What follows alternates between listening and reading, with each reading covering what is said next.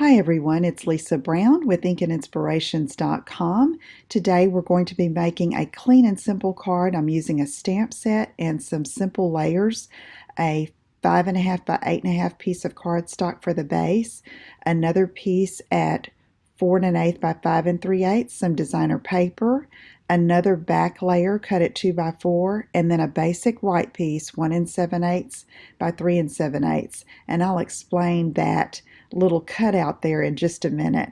So I'm going to go ahead and adhere this designer paper. Again, that's 4 by 5 1/4, and I'll have all of these on my blog. And I'm going to layer it over that colored cardstock at 4 1/8 by 5 3/8. And I did that because I knew I was going to need that die cut on another card, and it wasn't going to show because I put the designer paper over it. So I was just saving a little bit of cardstock. Now, this is a way I like to adhere ribbon. I'm just wrapping it around and adhering it to the back of this layer that's going to go on top of the card base.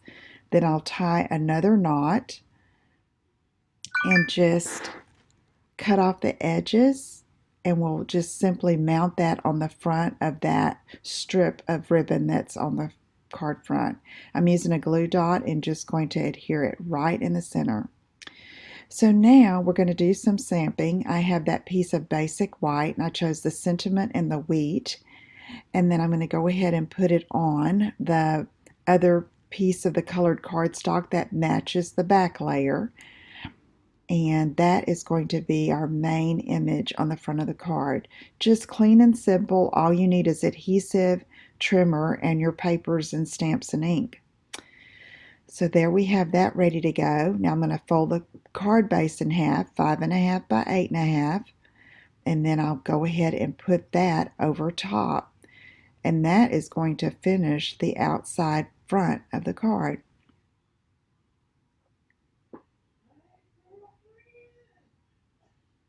Okay, so now I have a piece by 4 and 5 1/4 of basic white that I've stamped a sentiment for the inside and a little image. And I'm going to put that on the inside. And that card's going to be finished and ready to send. Now here's the card that I made with that die cut that I cut from the center. It's using these nested labels dies that are on the last chance list currently from Stampin' Up. But it's just an alternate way you can use and make this same card. If you have any questions, let me know. Visit my website at InkandInspirations.com.